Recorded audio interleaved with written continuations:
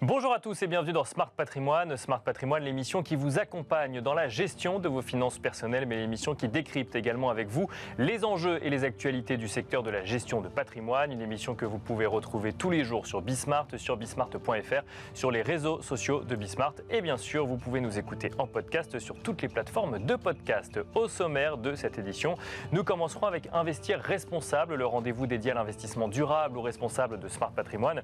En l'occurrence, nous tenterons de comprendre avec Jean-Baptiste Morel, responsable recherche ESG chez Arkea Investment Services, s'il est possible de mettre en place des stratégies ESG lorsque l'on fait de la gestion passive. Ce sera la première partie de l'émission. Nous enchaînerons ensuite avec Enjeu patrimoine, un enjeu patrimoine où nous nous demanderons comment adapter sa stratégie patrimoniale face à l'inflation qui recule sur les derniers mois en France. Est-ce que cela doit finalement inciter à prendre moins de risques que ce qu'on entendait il y a quelques mois? Nous poserons la question à Simon Fabre, président fondateur de Roseau Patrimoine, mais aussi à Mehdi Elilarbi, directeur général de Forbes Family Office. Et puis enfin, dans la troisième partie de l'émission, dans l'œil du CGP, nous retrouverons Sonia Helmlinger, directrice générale de Social Care Consulting et de Lilycare, pour se demander ensemble comment préparer sa retraite avec la réforme et la mise en place de la réforme. On se retrouve tout de suite sur le plateau de Smart Patrimoine. Et c'est parti pour Investir responsable, le rendez-vous dédié à l'investissement durable ou responsable de Smart Patrimoine. Et en l'occurrence, aujourd'hui, nous allons faire un focus sur la gestion passive avec Jean-Baptiste Morel. Bonjour Jean-Baptiste Morel. Bonjour Nicolas. Bienvenue sur le plateau de Smart Patrimoine. Vous êtes responsable recherche ESG chez Arkea Investment Services. Et alors, une question se pose. C'est vrai que quand on parle de stratégie ESG, on a tendance à associer ça à de la gestion active, à du stock picking, à de la sélection valeur par valeur, à l'identification de leur plan climat, de leur stratégie climat et ensuite d'adapter une gestion en fonction. Est-ce qu'il est possible pour autant, lorsque l'on fait de la gestion passive, de faire là aussi de l'ESG ? Alors effectivement, historiquement, on associe l'ESG avec cette gestion active, stock picking, gestion action principalement. Bien sûr. Oui. Mais les choses ont changé grâce d'une part à la réglementation qui a évolué, mais aussi grâce à des outils, des processus qu'on a pu mettre en place pour intégrer ces enjeux ESG dans cette gestion passive. D'accord. Aujourd'hui, ça va permettre finalement à des clients qui ont des besoins d'allocation d'actifs sur des classes d'actifs passifs de pouvoir d'une part trouver des solutions, mais aussi d'avoir des solutions qui intègrent de manière avancée ces enjeux de développement durable. Si on commence par la réglementation, en quoi a-t-elle évolué pour permettre de faire de l'ESG avec de la gestion passive ? Alors, on va encore une fois parler du plan de la Commission européenne pour la finance verte, dont on a déjà beaucoup parlé. Bien sûr, qu'on commente régulièrement. On se souvient de CSRD, SFDR, qui sont des nouvelles réglementations.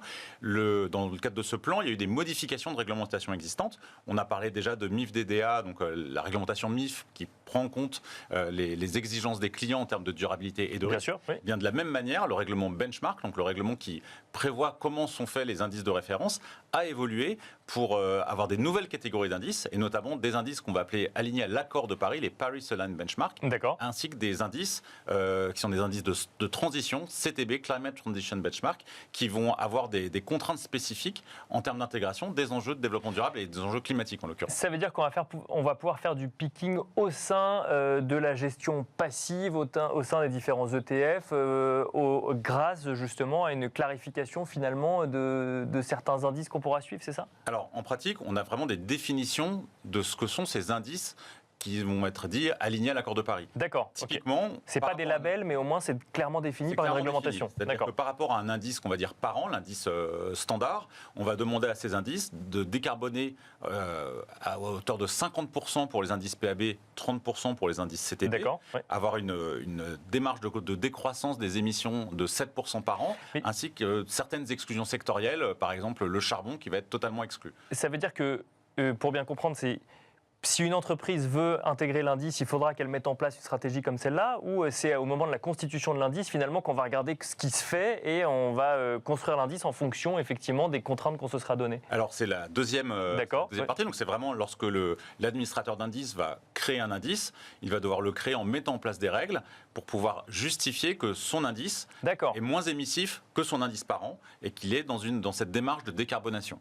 Et ça permet de dire que l'indice et donc aligné à l'accord de Paris. Et ensuite, les producteurs de produits d'investissement que nous sommes vont utiliser ces indices pour pouvoir proposer soit des ETF, des produits indiciels ou des produits structurés qui vont utiliser ces indices, voire répliquer ces indices bas carbone pour proposer des produits à ses clients.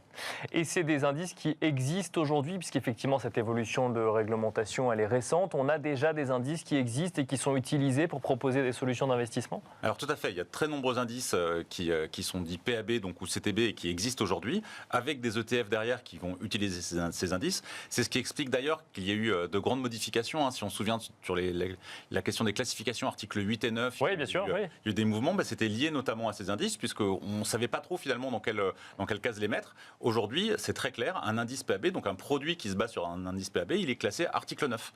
Donc en plus, ça permet de pouvoir justifier, encore une fois, qu'on est vraiment sur de l'investissement durable pour nos clients. Et ça donne vraiment du sens, je dirais, à l'investissement pour nos clients. En termes de performance, alors effectivement, on parle d'indices différents. J'imagine que chacun a ses spécificités. On peut faire de la performance avec de la gestion passive, avec en plus ce filtre ESG? Oui, tout à fait. Alors nous, on travaille avec des fabricants d'indices pour pouvoir co-créer des indices qui vont intégrer non seulement des contraintes ESG qu'on va demander. Donc typiquement, on sait qu'on a certaines exclusions assez classiquement, le charbon, mais aussi le tabac, etc. qui sont bien sûr, oui. Mais on va demander à ce qu'ils intègrent aussi typiquement de la gestion de controverse, ce genre d'éléments. Donc d'un point de vue ESG, on va être assez confortable avec la qualité des indices, mais aussi d'un point de vue financier, ou que ce soit qu'il s'agisse de la liquidité, de la volatilité des indices, on va être sur des indices qui vont se rapprocher assez fortement des indices par an. Donc on peut tout à fait faire de la performance financière avec ces indices dits PAB ou CTB. Si je comprends bien, quand on est investisseur particulier, qu'on fasse de la gestion active ou de la gestion passive, on n'a plus d'excuses aujourd'hui pour ne pas intégrer finalement un biais ESG. Tout est fait pour faciliter pour l'investisseur particulier la décision d'intégrer un biais ESG ou non dans ses investissements. Exactement. Pour la gestion passive, la gestion structurée, c'est tout à fait possible. Et je rajouterai quelques éléments. D'une part, quand on fait de la gestion passive et de la gestion passive PAB ou CTB, ça nous permet aussi, nous, société de gestion, de voter. Donc, toute la partie sur le vote, mais aussi sur l'engagement dont on a pu parler précédemment, on peut aussi le faire sur de la gestion passive. Donc, en tant qu'investisseur responsable, on participe aussi à la vie des entreprises de ce point de vue-là. Mais on vote pas directement lors des AG ou aussi? Alors, si directement lors des AG. Sur nous concernant, on a des produits qui vont répliquer des indices, donc on est physiquement actionnaire des sociétés qui composent l'indice. Et donc on peut mettre en place des stratégies d'engagement. On met en place des stratégies d'engagement, on vote aux assemblées générales, donc on reste des investisseurs responsables présents au sein des sociétés de gestion. Et l'autre point que je voulais souligner, c'est qu'on a aussi la possibilité de labelliser ces fonds. Alors avec le label ISR français, c'est un petit peu compliqué avec la nouvelle version, mais on peut tout à fait avoir des fonds qui ont des labels belges par exemple, label Towards Sustainability, qui est un label très exigeant. Donc des fonds qui vont être des fonds structurés sur des indices PAB et qui vont être labellisés. Donc des fonds article 9 labellisés sur des solutions, je dirais, d'investissement qui correspondent aux besoins d'allocation de nos clients. Merci beaucoup Jean-Baptiste Morel de nous avoir accompagnés dans Smart Patrimoine. Je rappelle que vous êtes responsable recherche ESG chez Arkea Investment Services. Et quant à nous, on se retrouve tout de suite dans Enjeu Patrimoine. Et nous enchaînons à présent avec Enjeu Patrimoine. Nous allons nous poser toutes les questions qui concernent le rendement de vos investissements face à l'inflation. On voit l'inflation qui dégonfle sur les derniers mois. Les livrets réglementés qui vous faisaient perdre de l'argent face à une inflation élevée retrouvent un petit peu de couleur, même si cela reste limité pour le moment. Est-ce que cela doit changer une stratégie d'investissement? Pour en parler, nous avons le plaisir d'avoir deux experts du sujet en plateau. Nous avons le plaisir d'accueillir tout d'abord Simon Fabre. Bonjour Simon Fabre. Bonjour. Merci. Bienvenue sur le plateau de Smart Patrimoine, président fondateur de Roseau Patrimoine. Roseau Patrimoine, nouvelle structure, nouvellement lancée, Simon Fabre. Tout à fait. On en est dans les tout premiers mois et donc je suis ravi de pouvoir venir partager mon analyse avec vous, Nicolas. Bienvenue Simon Fabre. On a le plaisir d'accueillir également Mehdi Alilarbi. Bonjour Mehdi Alilarbi. Bonjour. Directeur général de Forbes Family Office. Alors on va commencer avec vous, Mehdi Alilarbi. Alors, si je regarde les chiffres d'inflation sur les derniers mois de cette année 2024, on était à 2,3% en France en mars, 3,4% en avril, 2,4% en mai. On va vers un dégonflement peut-être encore un peu plus prononcé sur le mois de juin. On retrouve quelque part des niveaux en dessous d'un 3% d'un livret A par exemple. Donc on perd plus d'argent quand on met de l'argent sur le livret A. Est-ce qu'on en gagne? Je ne sais pas, mais en tout cas on n'en perd plus. Est-ce que ce dégonflement de l'inflation sur les derniers mois vient remettre en cause finalement une stratégie patrimoniale où il y a quelques mois on entendait qu'il fallait aller chercher plus de risques pour plus de rendement pour éviter de perdre de l'argent tout simplement sur des livrets réglementés ou sur des comptes courants. Je pense que la stratégie qui est liée uniquement à l'inflation n'est pas forcément la bonne appréciation des choses. L'inflation, elle diminue certes. Ce qui va se passer, c'est qu'à retardement, on va avoir aussi l'épargne réglementée qui va diminuer. Donc, oui. Ça va s'ajuster. Donc, à la limite, il y a un effet d'aubaine qui va durer quelques mois. Mais on voit bien qu'en fait, tout ce qui est épargne, entre guillemets, garantie, va forcément décélérer. Donc, parce que l'inflation rentre dans le calcul, quelque part, des rendements proposés sur les livrets réglementés. C'est un peu la promesse de l'État de faire en sorte de préserver le pouvoir d'achat des ménages. Et on voit bien que de toute façon, l'épargne réglementée, c'est quelques dizaines de milliers d'euros finalement. Donc pour les petits patrimoines, c'est important. Pour les plus gros patrimoines, de toute façon, c'est une interrogation à avoir sur le fait que si j'ai mon épargne qui est placée, quelle est la corrélation avec l'inflation et quel est l'impact finalement du mouvement des taux par rapport à l'inflation. Bien sûr. L'inflation va avoir un impact sur la politique monétaire. Et c'est cette politique monétaire, finalement, désolé de faire un pied d'écart. Un pas de côté, c'est ça. Voilà, exactement. Mais très clairement, ce qu'on présente aujourd'hui, nous, c'est des stratégies où on va justement aller capter cette rémunération qui a bénéficié en fait d'une politique de taux importante pour limiter la diffusion de la monnaie. Bien sûr. Et cette politique-là, on voit qu'il y a une première action de la Banque centrale qui a été faite. Banque centrale européenne. Banque centrale européenne, vous faites bien de préciser, qui n'est pas prévue a priori d'ici. Enfin, il n'y a pas d'autres baisses de taux d'ici la fin de l'année. Néanmoins, on se dit, est-ce qu'il y a quelque chose à capter en termes de performance? Donc la stratégie, de toute façon, elle est évolutive, certes, mais nous, sur une vision de long terme, on a toujours proposé à nos clients d'avoir une allocation multi-asset, c'est-à-dire en fait, finalement, de prendre le meilleur de ce qu'offrent les marchés, quelle que soit la conjoncture. Alors la question que vous posez là, c'est que faire justement dans ce contexte particulier où on voit un dégonflement de l'inflation, où on voit les taux baissent maintenant, c'est plus, les décisions de faire baisser les taux sont là, c'est plus effectivement une attente comme ces dernières semaines. Mais ça, on va se poser la question juste après. Déjà, tout d'abord, même question Simon Fabre, l'inflation recule, les livrets réglementés reprennent quelques couleurs.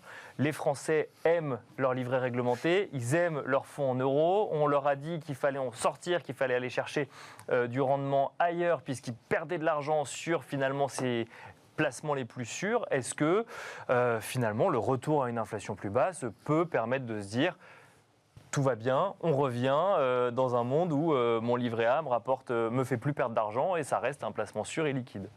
Alors, ça peut donner effectivement ce sentiment, et je pense que l'élément important, c'est ce que vous venez de dire, c'est que les Français ont le sentiment que tout peut être garanti. Et quand on entend effectivement le livret A aujourd'hui rémunéré jusqu'à la fin de l'année 2025 à 3%. Oui, on est au-dessus de l'inflation affichée aujourd'hui, mais pendant plusieurs mois, on a été bien plus bas, puisque si on replace aussi dans un contexte, il faut savoir d'où on vient. L'an dernier, en mois de février, on était à plus de 7 points d'inflation, et il y a un an tout pile, puisqu'au mois de juin l'an dernier, on était à 5,3 d'inflation. Donc toute cette période-là, on avait déjà des taux de livret réglementés et sécurisés qui étaient à peu près aux mêmes horizons que ce qu'on connaît aujourd'hui. Et donc, on a eu un retard pour les clients qui se veulent totalement sécuritaires ou malheureusement, et c'est souvent ce que vous évoquez aussi sur votre programme, pas suffisamment avertis ou cultivés en termes de connaissances financières. Donc si on reprend un petit peu de hauteur, c'est de se dire qu'est-ce que je veux dans mon patrimoine, et c'est aussi pour ça qu'on va avec nos clients respectifs tous travailler sur cette logique d'harmonie entre mon profil d'investisseur et mon profil de risque, ma capacité à accepter des pertes et donc à aller chercher potentiellement du gain et donc à me diversifier et à prendre des positions. On le voit aujourd'hui, tel que ça a été dit, et vous en parlez aussi depuis un certain nombre de semaines dans vos émissions. C'est l'éternel match entre monétaire, obligataire. Oui, bien sûr. Comment je fige cette sécurité, puisque le principe quand même d'une bonne gestion de patrimoine, je pense qu'on sera tous d'accord ici, c'est de saisir les opportunités. Donc... Mais alors, est-ce que là, justement, on n'est pas dans un moment d'opportunité, comme commençait à nous le décrire Mehdi Ali Larbi, c'est-à-dire qu'on est pile à la fin du contexte de taux élevés, même si on a déjà vu des taux longs qui anticipaient les baisses, qui avaient commencé à rebaisser. Et en même temps, on peut encore en profiter aujourd'hui pour se positionner, je ne sais pas, sur l'investissement obligataire, par exemple. Alors, c'est tout à fait là où je pense qu'on sera aussi tous d'accord et où je voulais en venir.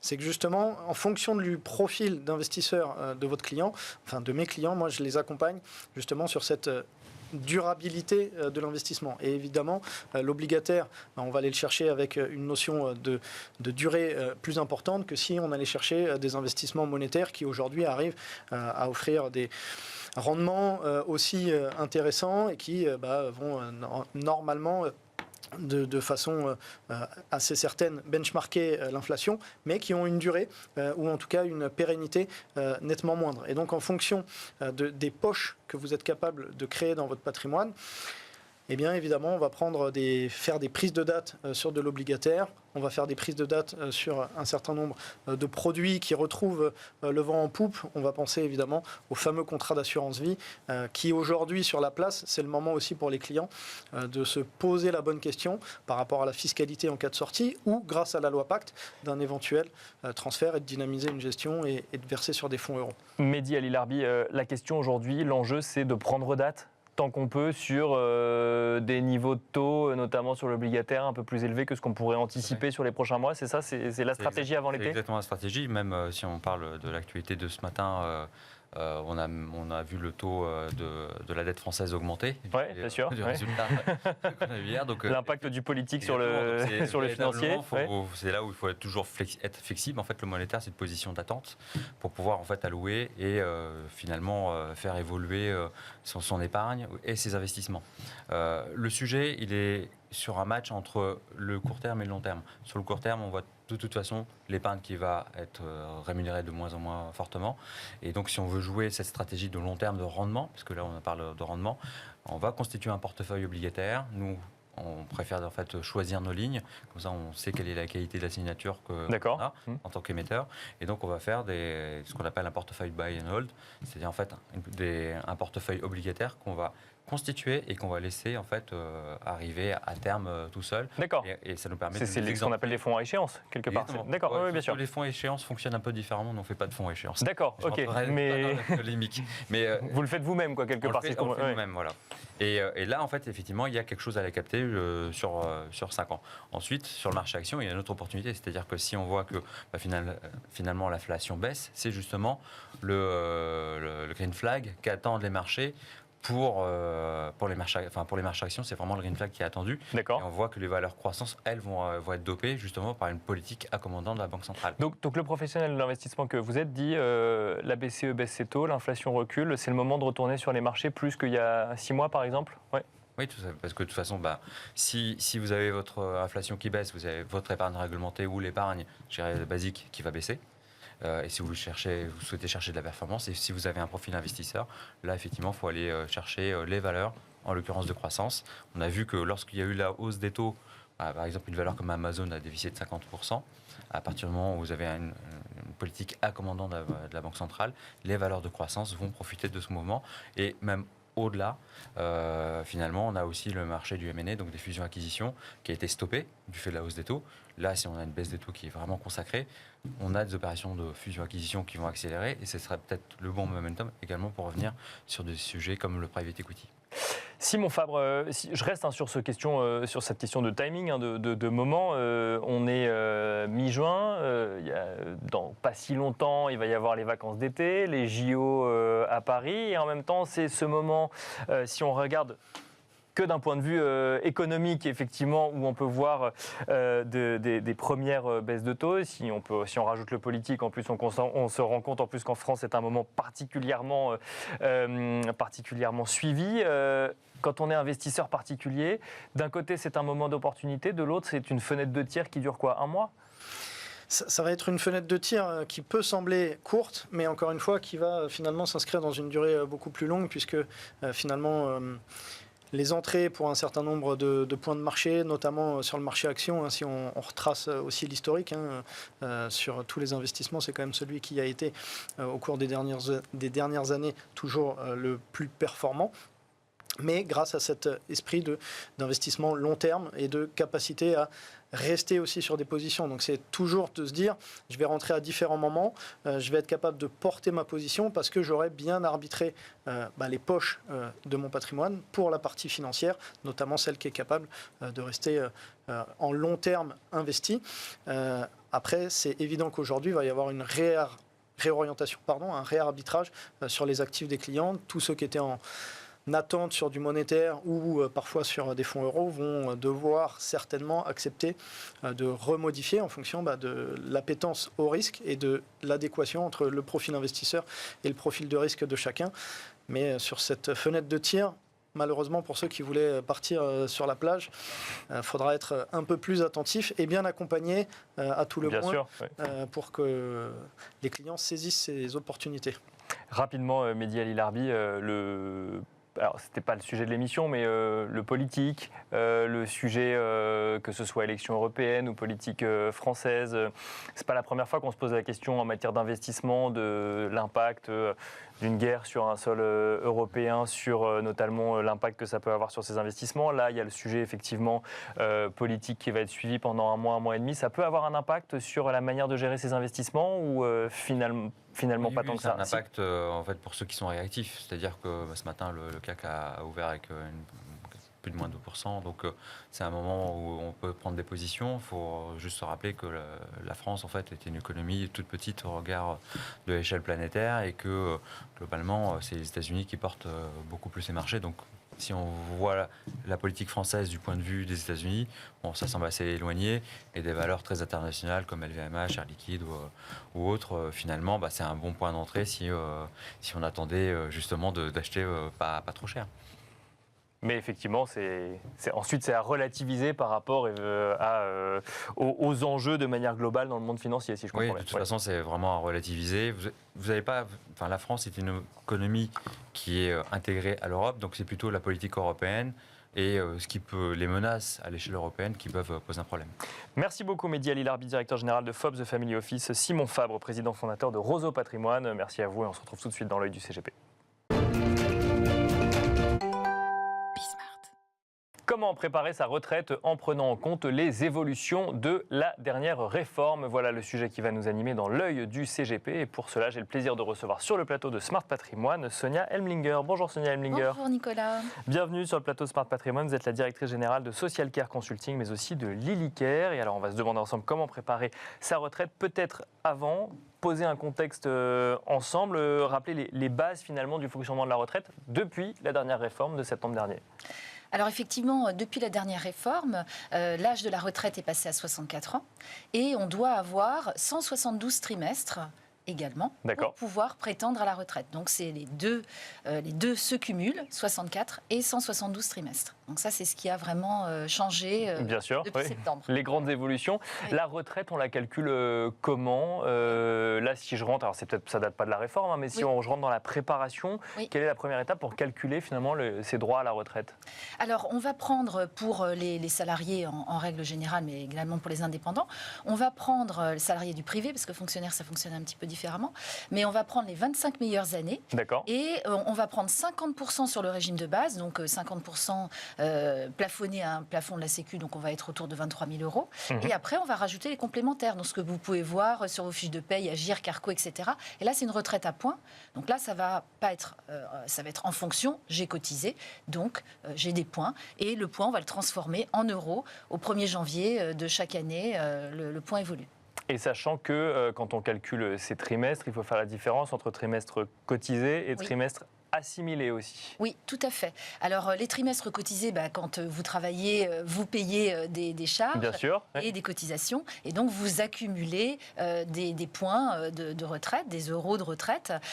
Par contre, il y a d'autres trimestres qui ne sont pas cotisés, entre guillemets. Par exemple, une femme qui a des enfants, elle a le droit d'avoir 8 trimestres donc, supplémentaires. Ou alors, des trimestres en expatriation également peuvent se rajouter, mais n'ont pas été spécialement cotisés en France. Ça, c'est par exemple les trimestres en expatriation, c'est un cas qu'on voit, c'est-à-dire de personnes qui ont travaillé 1 ou 2 ans à l'étranger et qui, quand ils reviennent, finalement, ne savent pas qu'ils ont aussi cet équivalent trimestre assimilé. Oui, tout à fait. Alors ça, c'est effectivement très important parce que quand quand on a travaillé à l'étranger, donc je donne un exemple concret, j'ai 160 trimestres en France et puis j'ai 10 trimestres ou 12 trimestres pour arriver à 172 à l'étranger.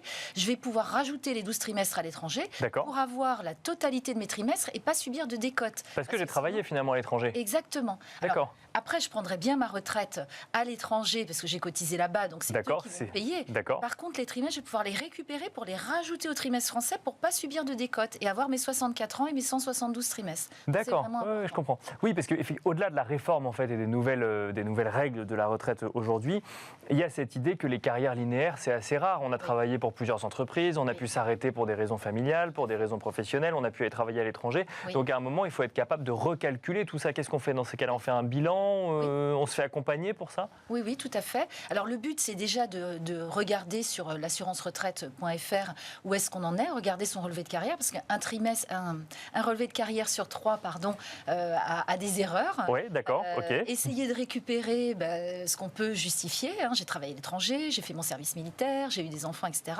Donc là, il faut bien garder toutes ces fiches de paye et tous les justificatifs, parce que... Il faut essayer de garder un maximum de choses. Donc ça, c'est vraiment très important de le dire. C'est essentiel de garder un maximum de documents pour pouvoir justifier, parce qu'il faudra justifier. Bien sûr. Et puis ensuite, on va calculer et ça va permettre de mettre en place des stratégies. Est-ce que après je fais un cumul emploi-retraite? Est-ce que je rachète des trimestres? Plus je suis jeune, moins ça coûte cher de racheter des trimestres. Bien sûr, oui. Mais alors là, on rentre dans une autre stratégie. C'est plus je suis jeune, moins ça coûte cher de racheter des trimestres. Mais est-ce que est-ce qu'on a toute la latitude sur sa stratégie jusqu'à la retraite? C'est un calcul à faire pour chacun, oui, complètement. Tout à fait. Et puis également, quand on a été travailleur indépendant ou travailleur salarié, on a pu changer également de statut. Mais effectivement, les rachats de trimestres, ça peut être intéressant si on a une fiscalité importante parce que ça sera déductible de nos revenus. Donc, ça peut valoir la peine à certaines périodes de racheter des trimestres, surtout s'il nous en manque que quelques-uns. Parce qu'on peut avoir à travailler aussi dans des pays où on ne peut pas récupérer les trimestres parce qu'il n'y a pas de convention. Oui. Et donc là, il vaut mieux... Donc là, il faudra racheter des trimestres ou alors subir une décote. À quel âge faire un bilan retraite, Sonia Elmlinger? Alors l'idéal, je dirais à partir de 45 ans, c'est quand même bien de savoir où on en est. Parce que ça va permettre de se dire, oh là là, c'est catastrophique, il faut absolument que je mette en place des stratégies, peut-être de rachat de trimestre ou autre, ou évidemment de l'épargne individuelle, de l'investissement dans l'immobilier, etc. Et de corriger les éventuelles erreurs. Plus c'est tôt, mieux c'est. Parce qu'après, quand on a 30 ans à aller chercher des documents, ça peut être plus compliqué. Difficile. Voilà. Merci beaucoup, Sonia Elmlinger, de nous avoir accompagnés dans l'œil du CGP. Je rappelle que vous êtes directrice générale de Social Care Consulting et de Lilycare. Merci beaucoup. Merci, Nicolas. Et quant à nous, on se retrouve très vite sur Bismart.